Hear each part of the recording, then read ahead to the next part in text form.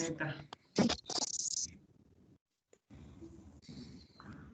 ¿Ahí pueden ver la presentación? Sí, puedo. Sí, ahora sí. Perfecto. Bueno, Cris, adelante. Buenísimo, gracias. Arrancamos con la primera. Bueno, vamos a intentar hoy hacer un buen repaso sobre los distintos grupos de alimentos y cuáles son aquellos que tienen que formar parte si queremos considerar una alimentación saludable.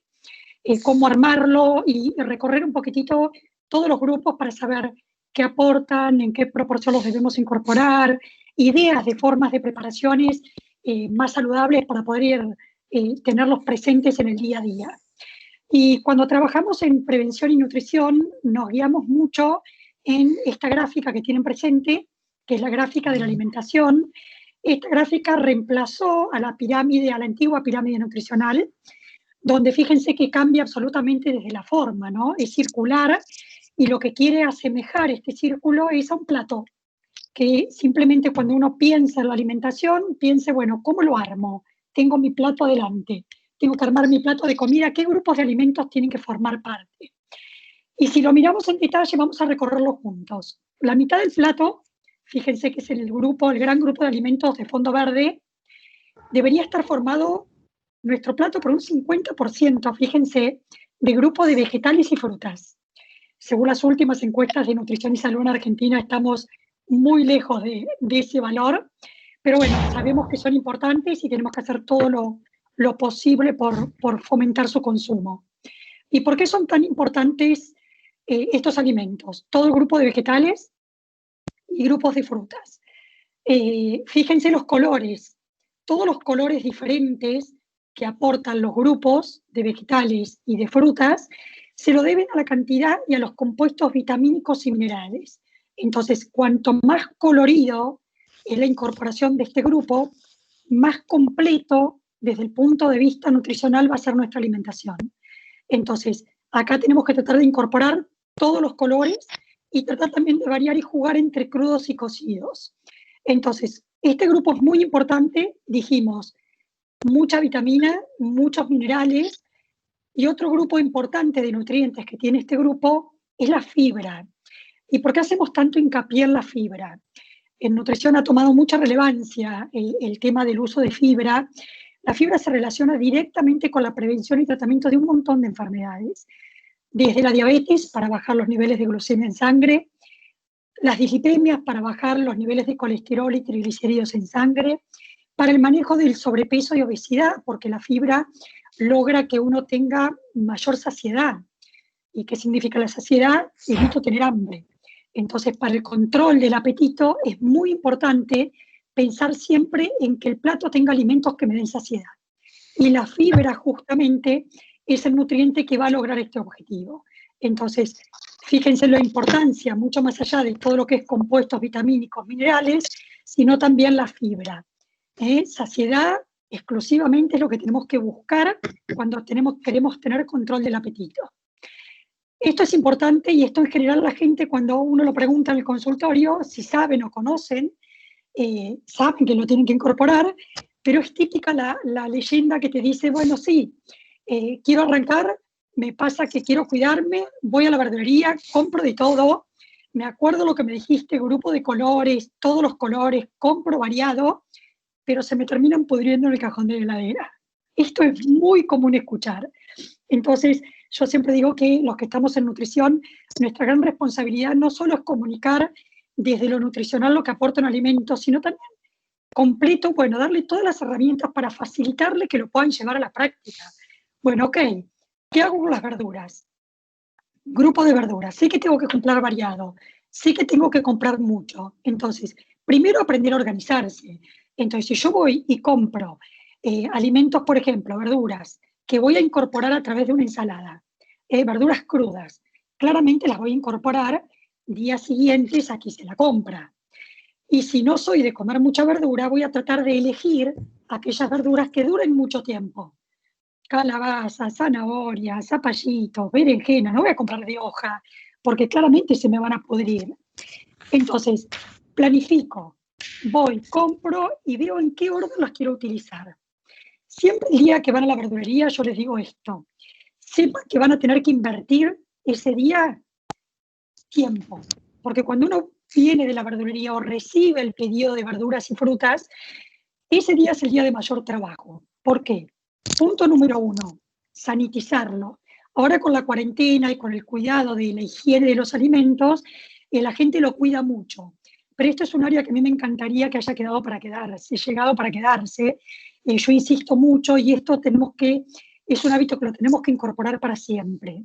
Cuando uno vuelve de la verdulería, la sanitización es clave. No tiene que entrar ningún alimento a la heladera que no haya sido sanitizado. Entonces, ¿cómo hago con las verduras y frutas? Primero lo lavo, le saco toda la tierra y toda la suciedad visible. Nada, abajo de un chorro de agua en la canilla de la cocina, del lavadero, del lugar donde tenga. Una vez que los limpié, los voy a enjuagar esa pileta, voy a tapar, los voy a dejar y los voy a llenar de agua, cosa que queden sumergidos. Pero esa agua con la cual la voy a cubrir, la voy a medir. Jarrita medidora, botella, lo que quieran. ¿Por qué? Porque después voy a agregar 5 gotitas de lavandina por litro de agua. Entonces, cubro de agua los vegetales y frutas, le agrego 5 gotitas de lavandina por litro y los voy a dejar 10 minutos. Simple, tan simple como esto. Una vez que pasaron esos 10 minutos, destapo la pileta de la cocina, lavadero o donde estén, o un balde, fuentón, donde pueda hacerlo. Voy a evacuar toda esa agua, los voy a enjuagar para que el resto de la lavandina pueda eliminarse, y ese alimento ya está sanitizado. Entonces, ¿qué hago? Lo seco bien, repasador de toalla o papel de cocina, se seca bien y se va a guardar en un recipiente que esté cerrado, ya sea un recipiente con tapa o una bolsa hermética. ¿Por qué? Porque justamente el proceso de fermentación en un alimento y en un vegetal sobre todo, o fruta, se produce por la presencia de agua y por la presencia de oxígeno. Entonces ahí se empieza a pudrir el alimento. Si yo lo seco, le estoy sacando el agua. Y si lo pongo en un recipiente cerrado, le estoy sacando el oxígeno. Entonces, ese alimento ya va a vivir mucho más tiempo. Si uno lava, por ejemplo, una lechuga o una rúcula o cualquier verdura de hoja que voy a comer cruda, la pongo de esta forma en una bolsita hermética, hasta una semana me dura la heladera. Y después, todas aquellas verduras de hoja que sé que voy a necesitar utilizar cocidas, bueno, ese mismo día las terminé de lavar y en vez de secarlas, con todo el agua que me quedó del lavado, van a una cacerola y al fuego. Las voy a blanquear. ¿Qué es el blanqueado? 3 minutos al fuego en una cacerola tapada. 3 minutos, nada más. Esa verdura ya está lista para guardar en el freezer y tenerla lista para poder utilizar en cualquier otro momento.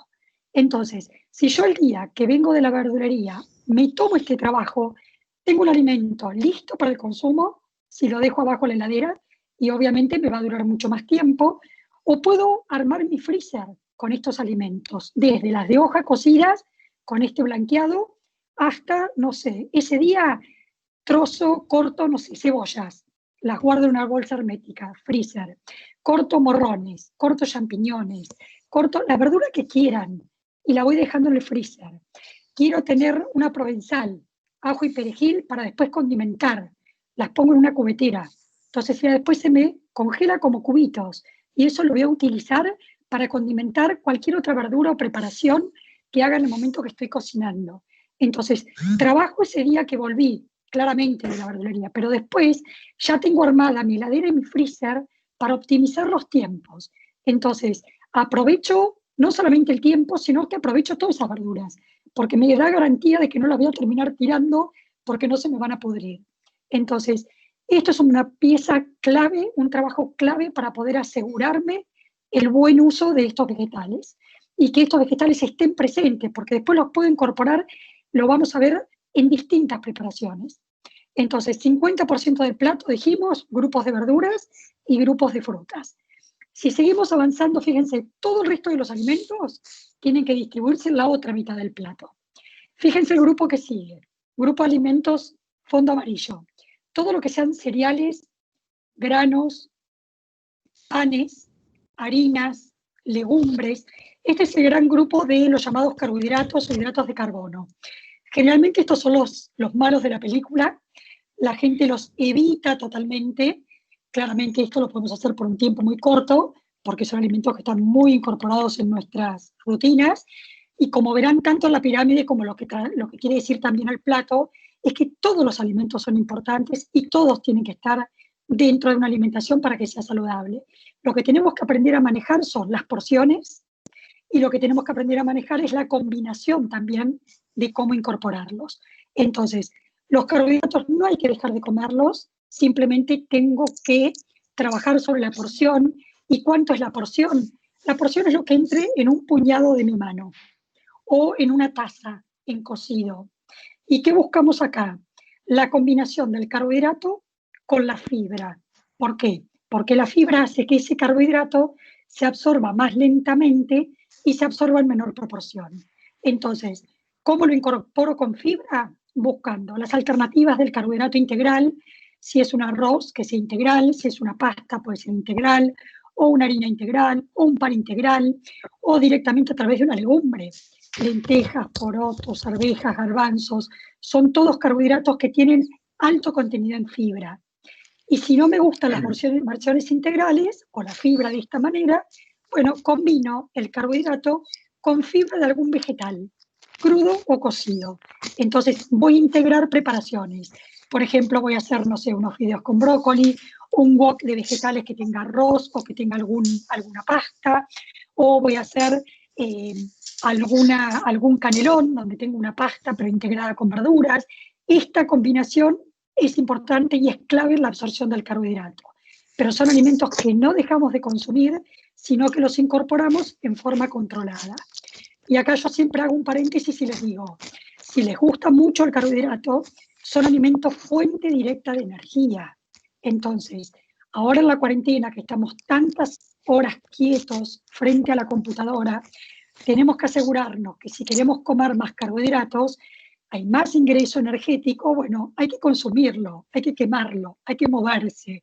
Entonces, tratar de incorporar algo más de movimiento.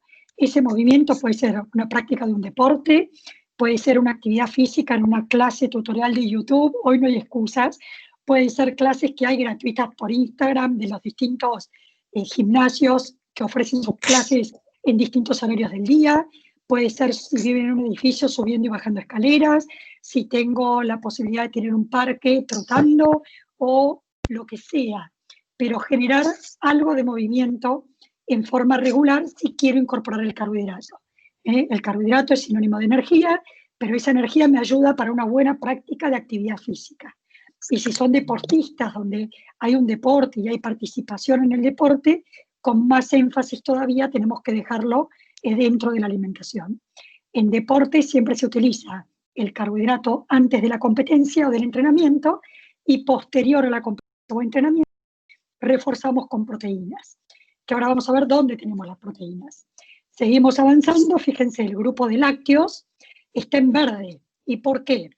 Porque verde es sinónimo de descremados, y acá la recomendación de los lácteos es elegir lácteos descremados. ¿Por qué? Porque lo que buscamos del lácteo es la proteína y el calcio.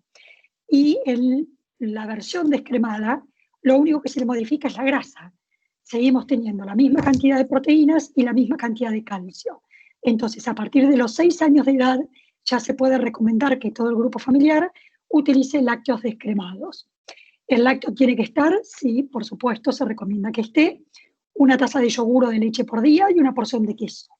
Y acá tratamos de ¿qué? Evitar lácteos como las mantecas o los quesos duros o la crema de leche, porque tienen alto contenido en grasa, y es grasa saturada, grasa de origen animal, que a la larga esta grasa, el aumento de grasa saturada en la dieta, me va a producir aumentos de colesterol en sangre. Entonces, tratamos de elegir lácteos descremados y reemplazar una manteca por un queso blanco descremado, y tratar de empezar a buscar alternativas, pero evitar los lácteos que tienen mucho tenor graso. Fíjense cómo se va achicando el grupo de alimentos en el plato. El grupo que sigue es el alimento de carnes y huevo. Los argentinos, bueno, somos, ya lo sabemos todos, muy carnívoros. Tenemos una una costa enorme, kilómetros y kilómetros de mar, y no comemos pescados. Fíjense que dentro de este grupo están todas las carnes. Carnes rojas, carnes de aves y carnes de pescado. La recomendación es no más de 2 veces carnes rojas, no más de 2 veces carnes de aves y aumentar entre 2 y 3 veces por semana el consumo de pescados. ¿Y por qué es tan importante el consumo de pescado? Aporta un tipo de ácido graso que se llama omega 3, que es muy importante para la salud cardiovascular. Y muy interesante, en los últimos años se han descubierto, también se han vinculado los beneficios de los ácidos grasos omega 3 con la salud cognitiva, que esto no es un tema menor. Entonces, realmente sabemos que va a ayudar no solamente a la parte cardiovascular hoy por hoy, sino también a nuestra función cognitiva, en nuestro cerebro, que hay que cuidarlo tanto. Entonces, la recomendación de omega 3 es clave.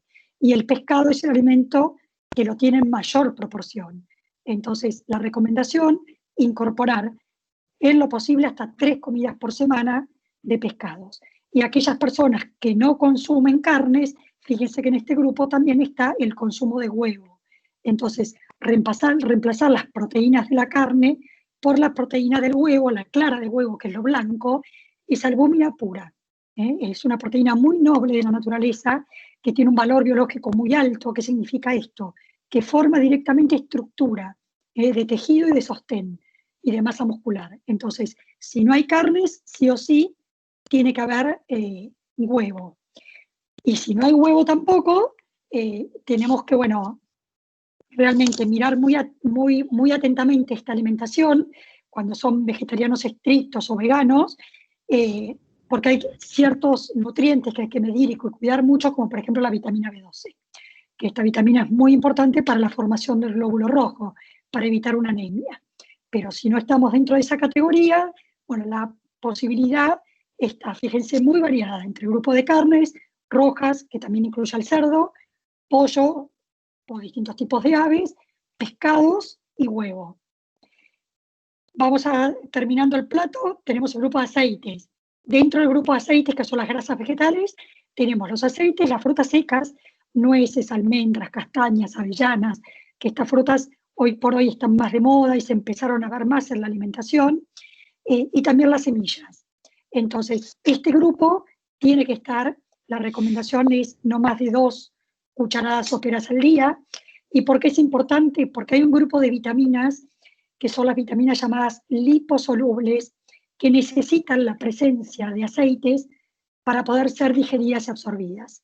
Entonces, hasta 2 cucharadas por día se pueden incorporar. Elegimos aceites buenos, oliva, canola, girasol de alto oleico, frutas secas o semillas. Pero realmente en la alimentación no hay que tratar de evitarlo. Hay mucha gente que uno, cuando le pregunta, dice, no, yo como la ensalada sola, no le agrego aceite. No, realmente tiene que estar, hay que incorporarlo.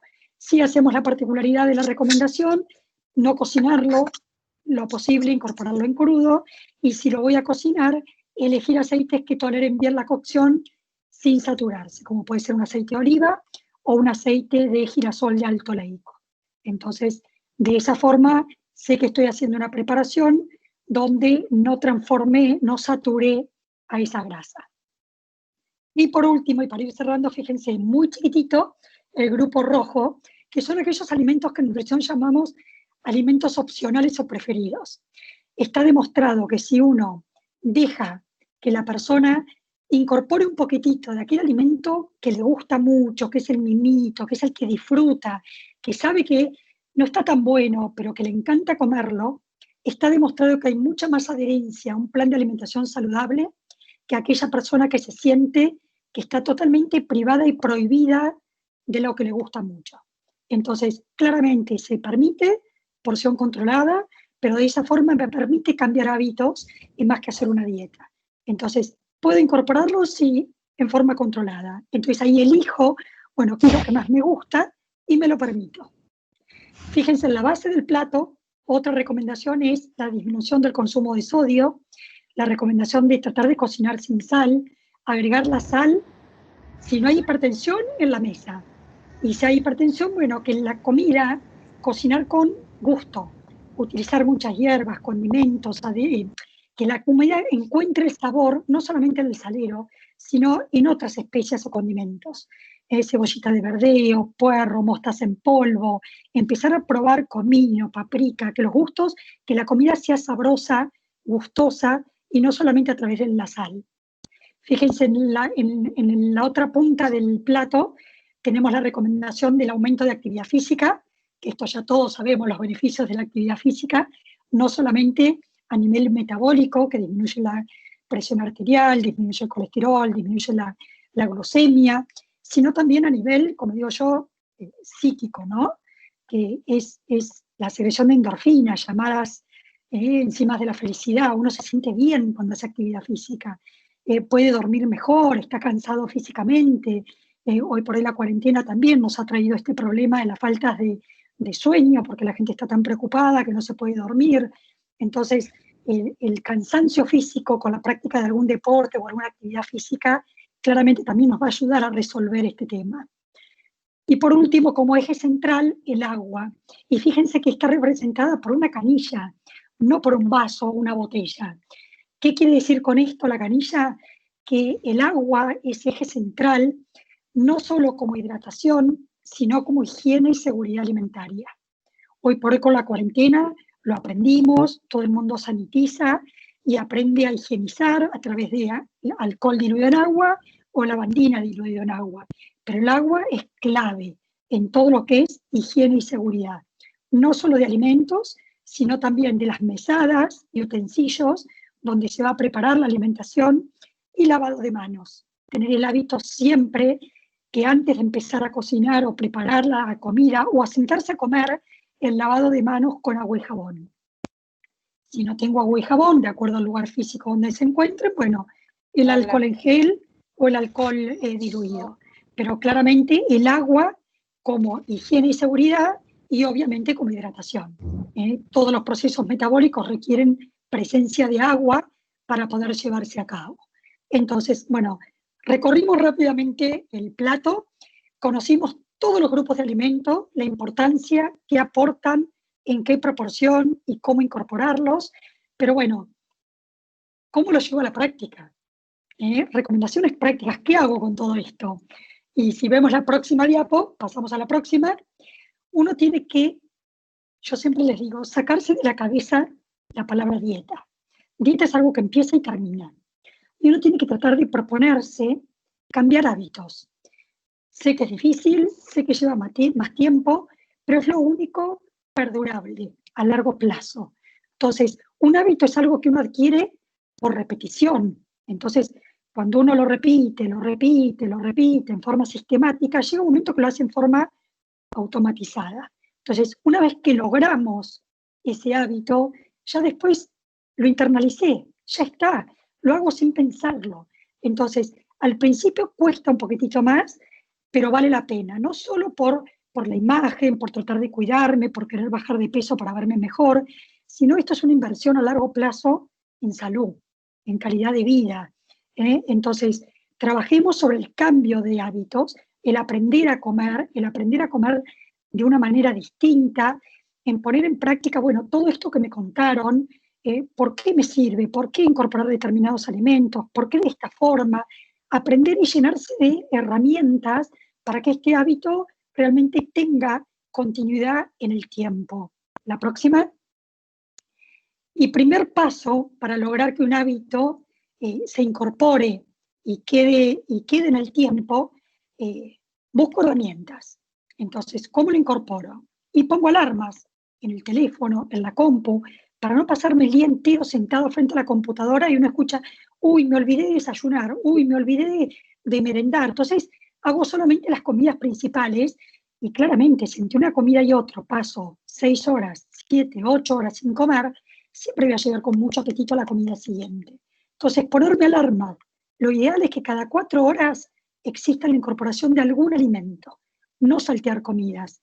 No tengo mucho tiempo o no tengo mucho hambre, bueno, no importa, algo, una fruta, un yogur, una fruta seca, una barrita de cereal, tratar de incorporar algo, pero cortar el ayuno.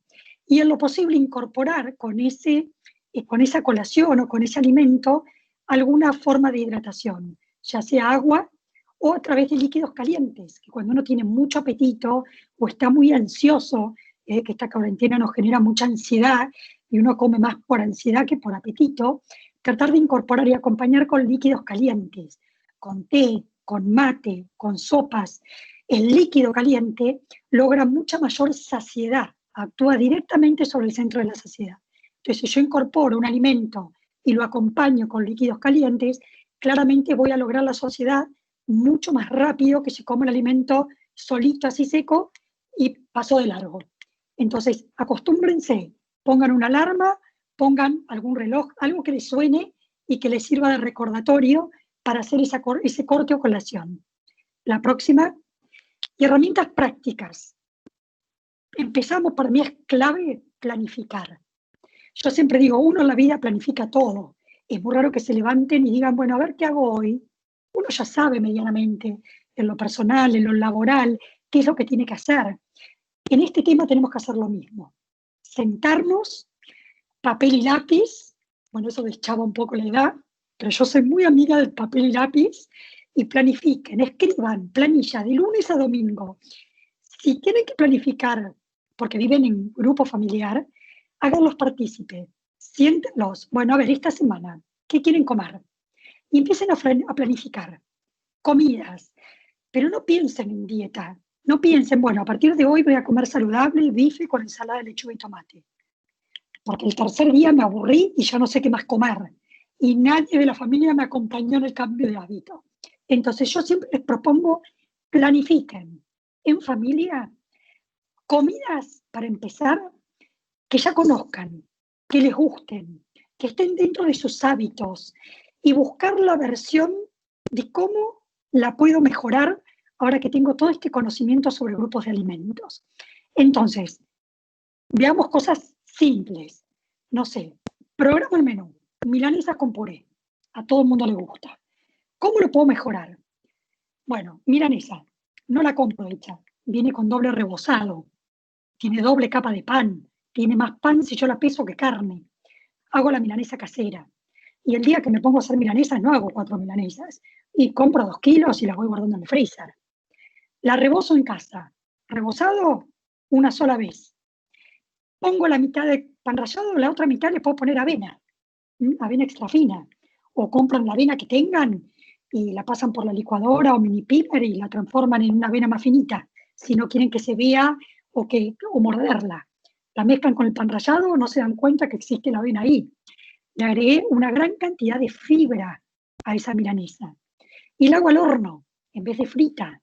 Entonces, fíjense, un alimento convencional que ya sé que el grupo familiar lo va a aceptar, como ya lo mejoré. El puré. Bueno, en vez de hacer un puré de papa, donde pelé la papa y le saqué toda la fibra, limpio bien, cepillo bien esa cáscara y se la dejo. Hago tipo un puré rústico, un puré con la cáscara. Ahí está toda la fibra. Entonces, acuérdense, combinamos el carbohidrato, que está en la papa, con fibra, que la tiene en la cáscara. De ponerle crema o manteca o queso rallado a ese puré, voy a poner una cucharada de queso blanco descremado. Y buen condimento, pimienta o nuez moscada o el condimento que les guste. Claramente queda muy rico y fíjense, una preparación común, cómo la mejoré. Otra preparación, no sé, pastel de papa. Y la picada. Esa cebolla no la tengo que freír. ¿Para qué saturar el aceite si el gusto no va a estar en la cebolla? Esa cebolla de base la puedo cocinar con caldo, con agua, con leche. En ese relleno de carne picada le puedo agregar algunas semillas. Semillas de chía, sésamo integral, trigo, la que les guste. Las semillas no tienen sabor. Pueden ir con algo dulce o con una comida. Entonces, en vez de unirlo con huevo o con otra cosa, lo uní con semillas. Nadie se enteró si no se los dicen porque no tiene sabor. Entonces, ya ese relleno ya está mejorado, tiene más fibra. Y lo mismo el puré. Si lo hacen con papa, déjenle la cáscara. Y si no, puede ser o con puré mixto, como punto intermedio, papa calabaza, o el que se anima a un pastel amarillo, todo puré de calabaza, o puré de zanahoria, que la zanahoria queda espectacular hecha puré. Y no sé por qué nadie hace puré de zanahoria. Entonces, empezar a reversionar los menús que ya conocemos en preparaciones más saludables. Entonces, De esa forma voy de a poquitito dando pasos en el cambio de hábitos. Y esto a largo plazo, cuando me quise acordar, hice preparaciones comunes en versiones más saludables. Próxima.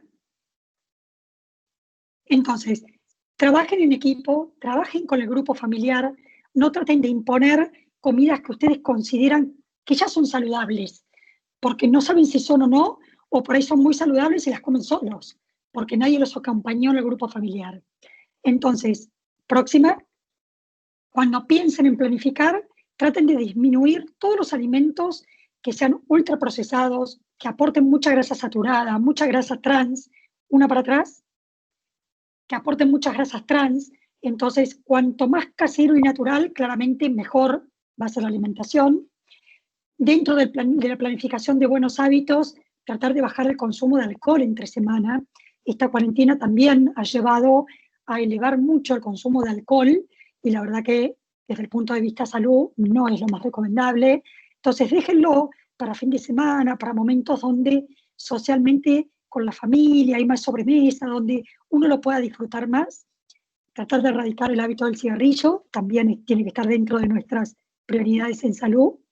Descansar bien, que esto tampoco le damos mucha importancia. Dormir entre 7 y 8 horas. El buen descanso es clave. Yo siempre digo, el sueño es como cuando uno resetea la computadora, ¿no? Es como empezar de cero. El sueño es reparador. Todo nuestro metabolismo vuelve a cero cuando tenemos un buen descanso. Entonces, es clave que podamos generar este descanso entre 7 y 8 horas.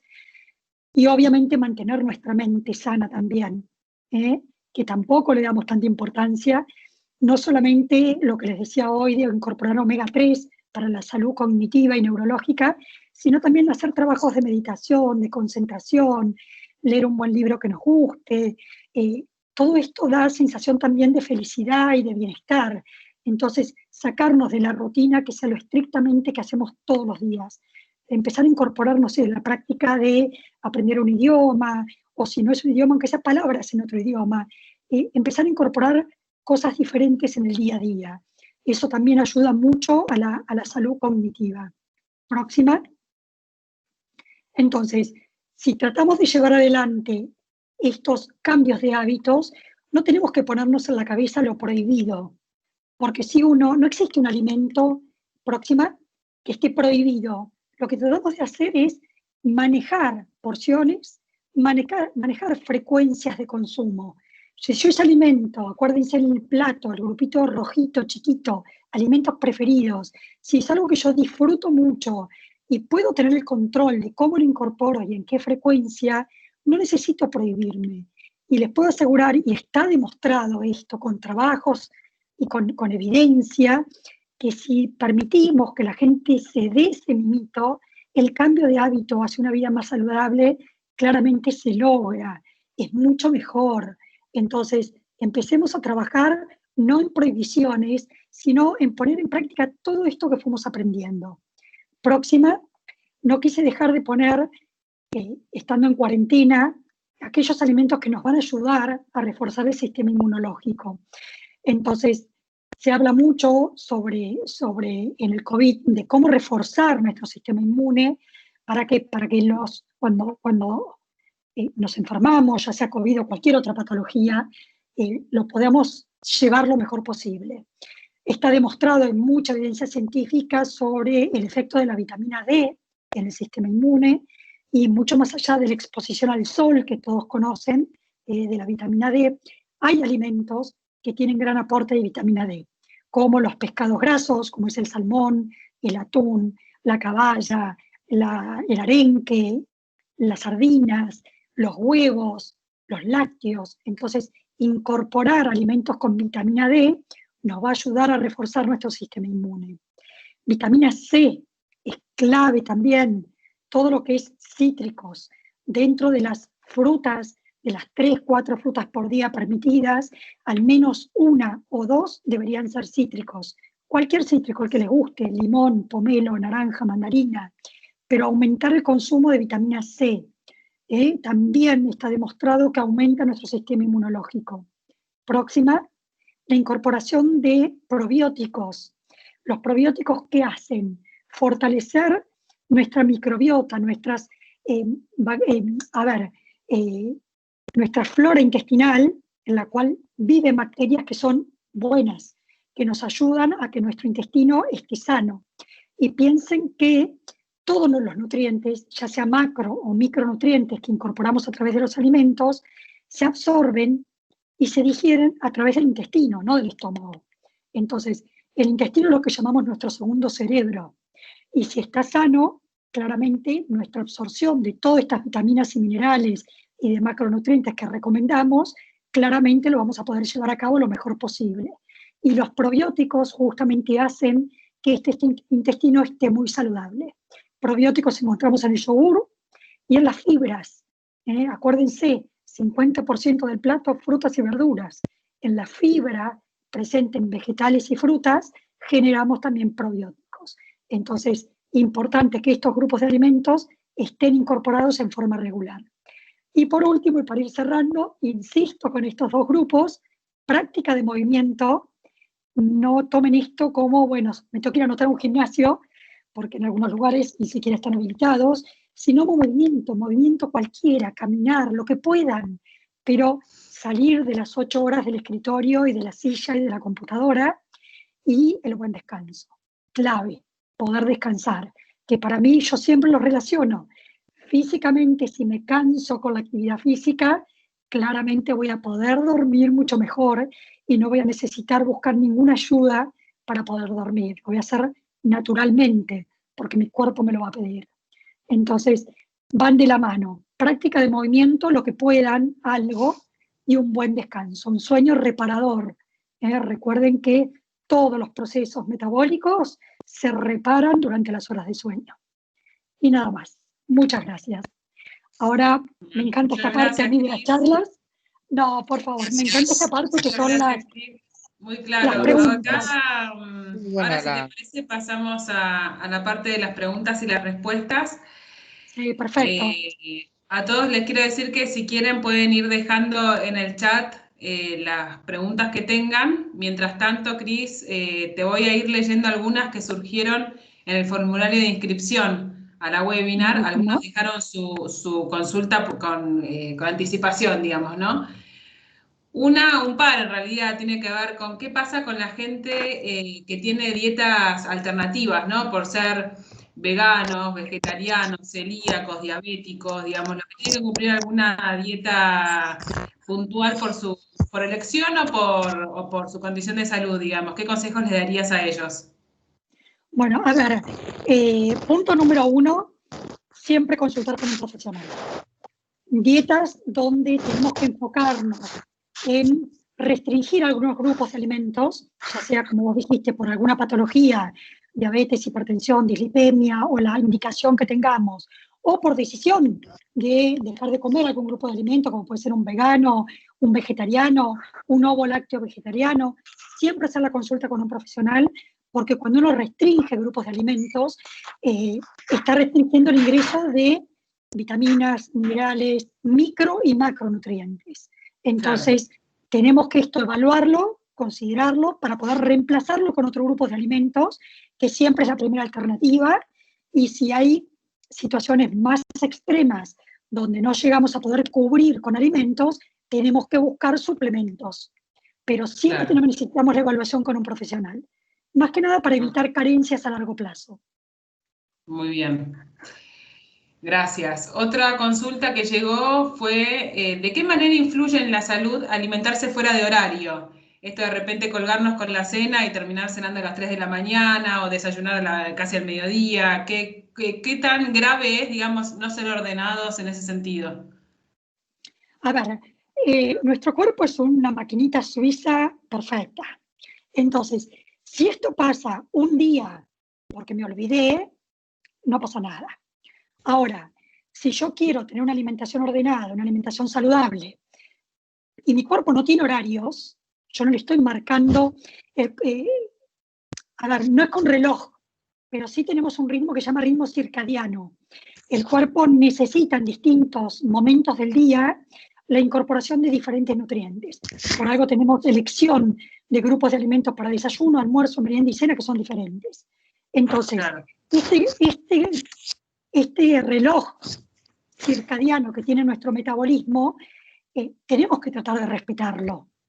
Si no, empiezo a tener alteraciones metabólicas y después, bueno, me quiero cuidar, pero no me cuido. Claramente lo estamos desordenando. El buscar hábitos, como yo les decía, pongan recordatorios, traten de poner alarmas y respetar medianamente. Si me pasé de 1 hora, 2 horas, no pasa nada. Pero si yo pasé 10 horas sin comer, un día, 6 horas otro, 12 otro, está totalmente desordenada, claramente no es positivo.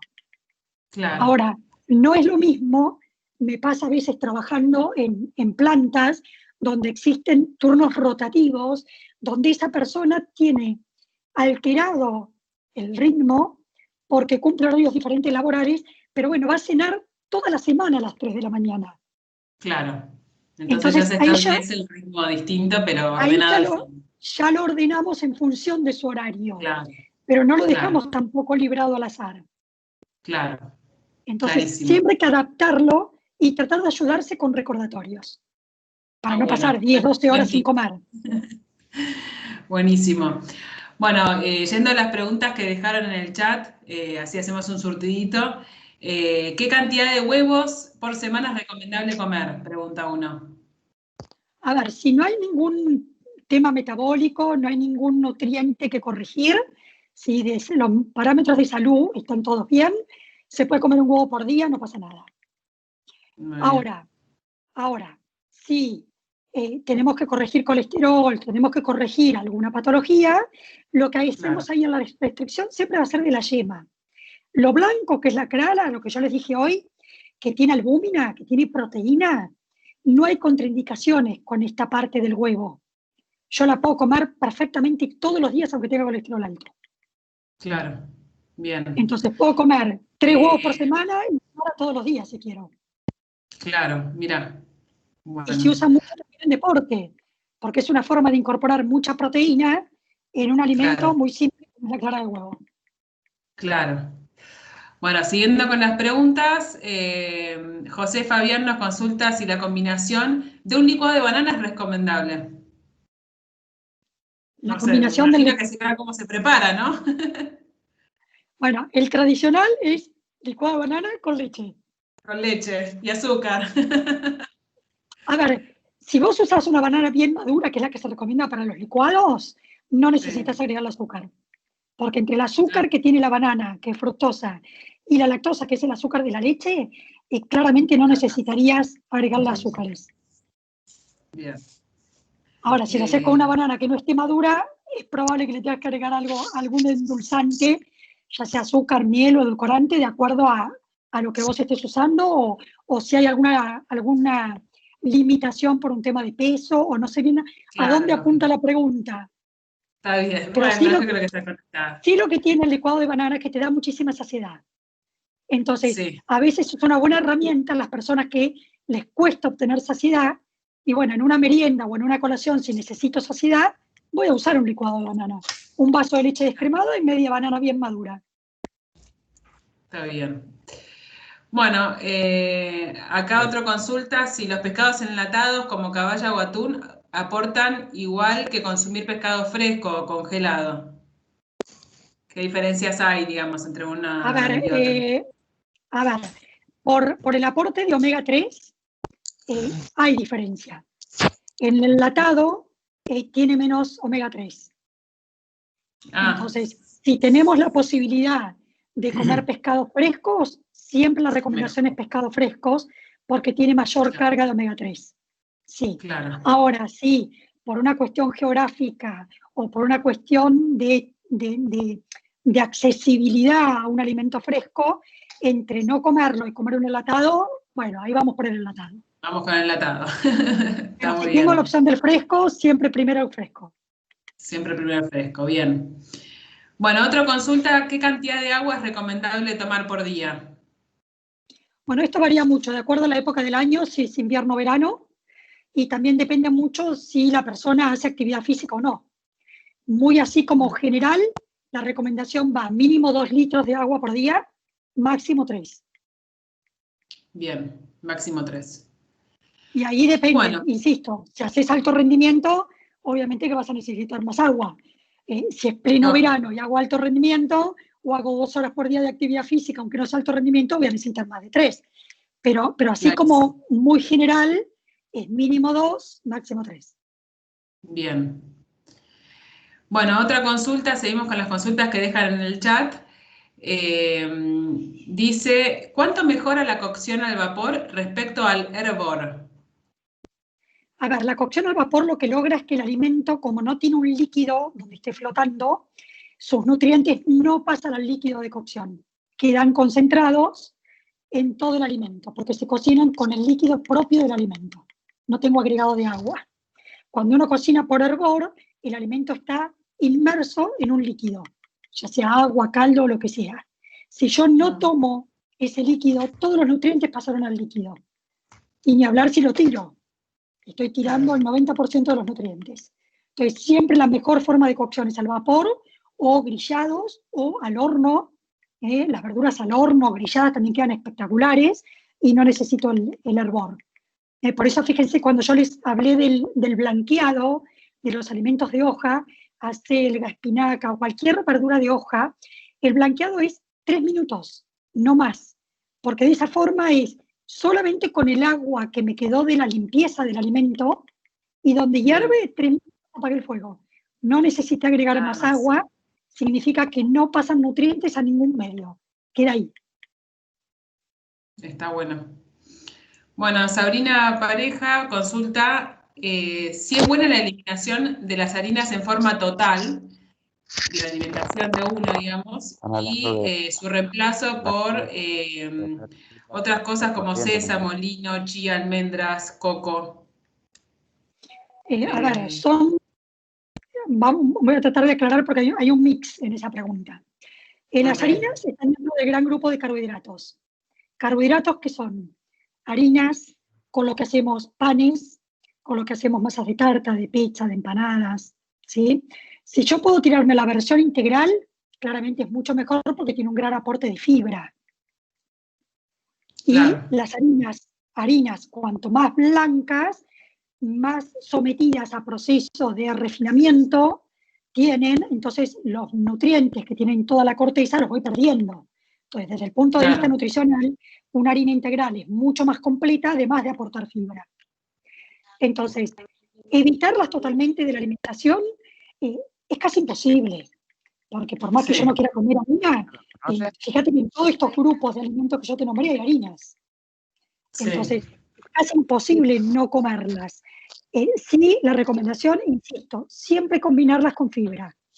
Buscar la versión integral o combinarlas con fibra. Ella pone dentro de la misma pregunta el aceite de coco y las frutas secas. Aceite de coco y frutas secas lo que me aportan son grasas, no carbohidratos.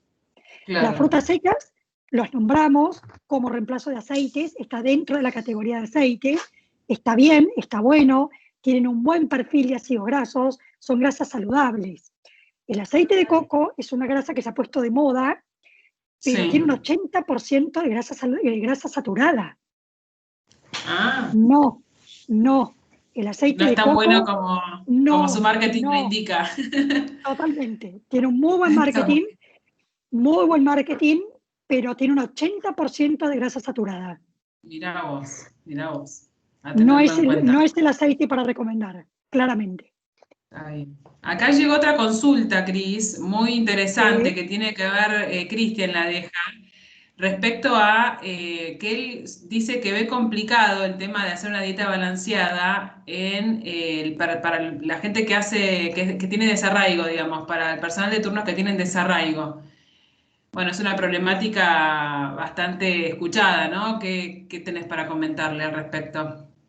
A ver, claramente es una problemática y hay más de lo que uno cree, pero yo insisto en no pensar en que tengo que hacer una dieta, porque claramente ya sé que estoy camino al fracaso. Entonces, dentro de las posibilidades que esa persona tiene, siempre dar un pasito más a lo saludable. Esto que les contaba hoy en la planificación. Bueno, empezar a mejorar aquellas preparaciones que por más desarraigo que tengo, yo las tengo incorporadas y están dentro de nuestro ADN.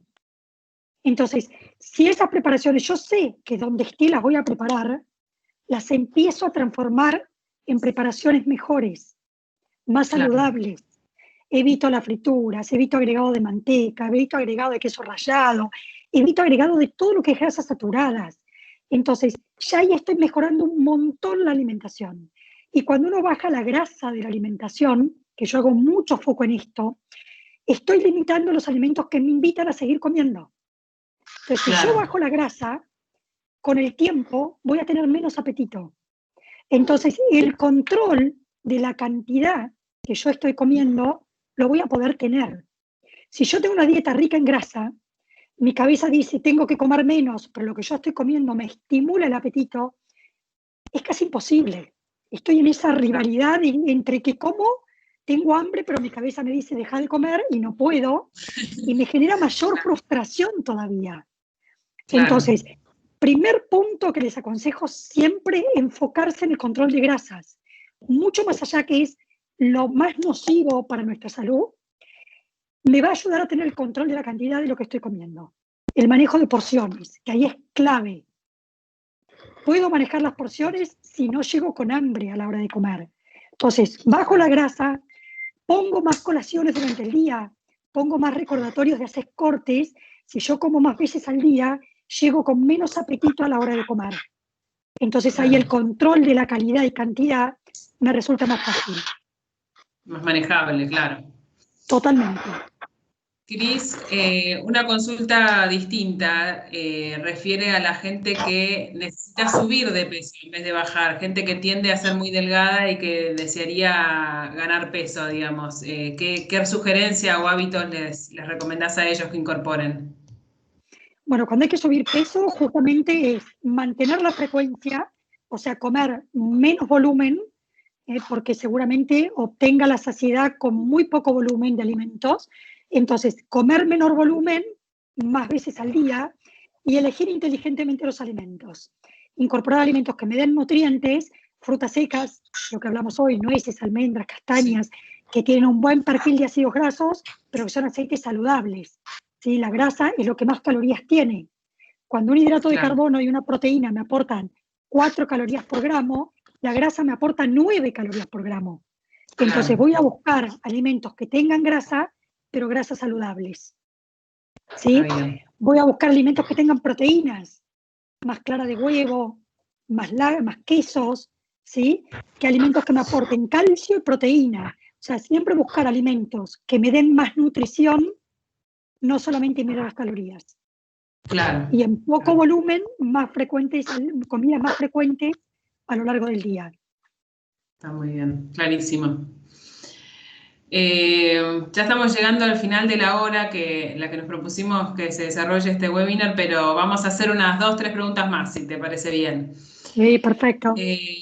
Cristian consulta, dice, en su casa se prepara kéfir de agua. Sí, ¿Es bueno? perfecto. ¿Y qué cantidad diaria es aconsejable? Kéfir, no sé ni cómo se pronuncia, no sé qué es, pero bueno, no sé si vos sí sabés. A ver, sí, el kéfir es un probiótico.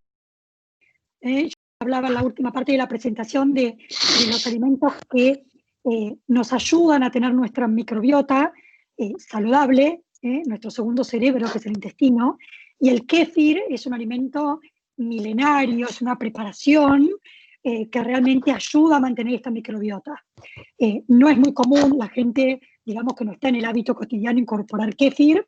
Estos son alimentos que se recomiendan, hay muchas recomendaciones de cómo hacerlo casero, y si no se venden en botellas, en las dietéticas, y en general vienen con una medida casera, que es como una tapita de 30 mililitros, que es la recomendación diaria. También depende en qué concentración está hecho el kéfir, si es un kéfir de agua o no, depende un poco qué kéfir es. Pero bueno, está dentro de este grupo que llamamos de probióticos. Bien, está dentro del grupo de los probióticos. El kéfir, el chucrut, los alimentos fermentados, picles, aceitunas, pepinillos de vinagre, todos estos alimentos favorecen la microbiota. Está muy bien. Mirá Hay, vos, hay qué algunos bueno. más comunes que otros. Mira, no sabía que existían. Bueno, Marcelo consulta, ¿qué hay de cierto en evitar tomar líquidos media hora antes y media hora después de las comidas? A ver, de Algo que cierto y se escucha cada científicamente tanto esa demostrado no hay sugerencia. nada. ¿Qué tiene? Sí, sí. No hay evidencia científica que haya que haya algún beneficio dentro de nuestros procesos metabólicos en tomar o no agua. Nuestro cuerpo, como les decía, es una maquinita suiza que está preparado para digerir y absorber los alimentos en presencia de agua. Y justamente cuando tenemos que controlar el apetito y lograr la saciedad, los líquidos también nos ayudan en esto. Porque cuando el alimento está combinado con la ingesta de líquidos, justamente el alimento se hidrata, tiene más tiempo de permanencia en el estómago y me da saciedad por más tiempo. Entonces, Está muy bien. no tiene ningún sentido comer sin agua. No hay evidencia científica.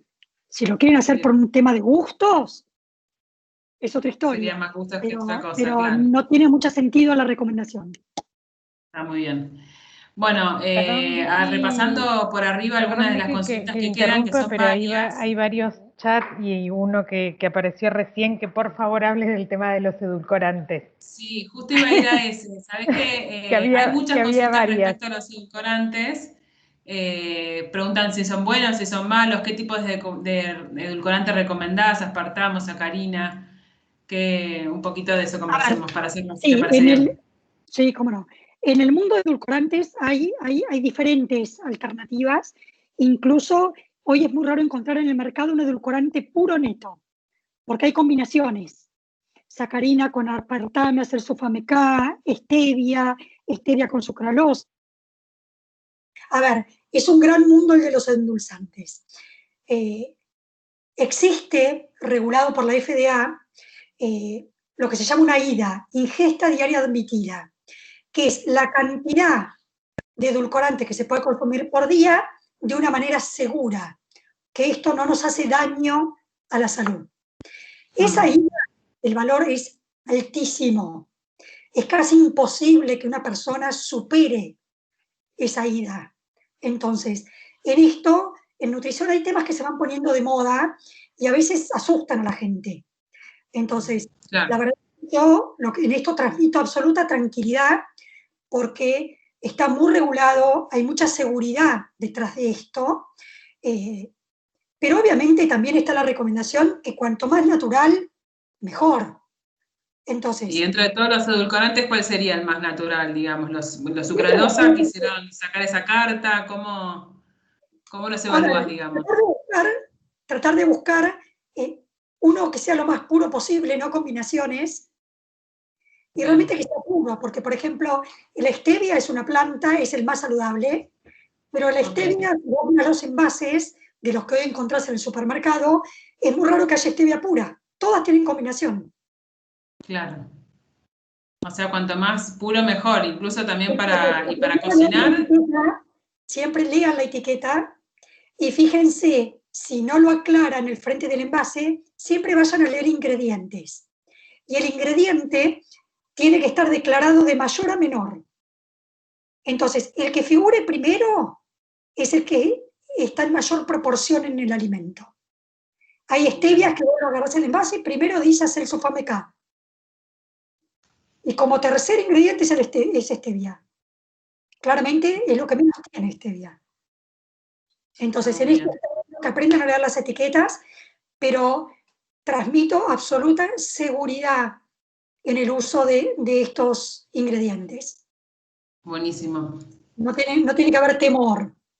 Obviamente, no lo recomiendo en embarazadas y no lo recomiendo en chicos. Okay. Prefiero utilizar menor cantidad de azúcares. Si utilizaba 3 cucharaditas habitualmente, bueno, usen 1,5, empecemos por 2, a las 2 semanas, bueno, bajemos a 1, empezar a disminuir. Pero obviamente en embarazo y en niños, cuanto más natural, más seguridad. Lo mismo dirías con las bebidas dietéticas versus las no dietéticas, Coca-Cola cero light versus Coca-Cola común. Tienen edulcorantes como endulzantes. Es lo mismo. Bien, Sí. claro.